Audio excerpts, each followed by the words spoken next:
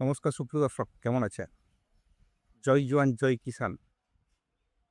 জোয়ানরা যেমন একদিকে দেশের রক্ষা করছেন, সেরকম বিকল্প চাষ করেও দেশকে এগিয়ে নিয়ে যাচ্ছেন। সেরকম একজন পেয়েছি দাদাকে, ওনার পরিচয়টুকু একটু নেব।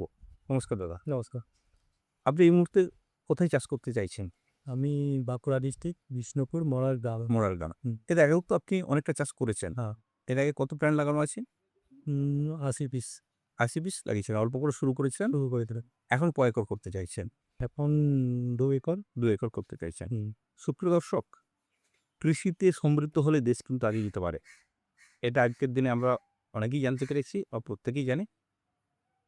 কৃষিকে সমৃদ্ধ করা আমাদের প্রত্যেকের দায়িত্ব। গতানুগতিক চাষ থেকে বেরিয়ে এসে বিকল্প চাষে অনেকেই পথ দেখাচ্ছেন।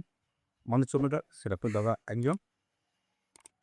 সেই পশ্চিমবঙ্গ না ভারতবর্ষে জুড়ে আমাদের বাগানগুলো ছড়িয়ে আছে। বাগানগুলো দেখার জন্য আপনাদের অনুরোধ করব। ধন্যবাদ।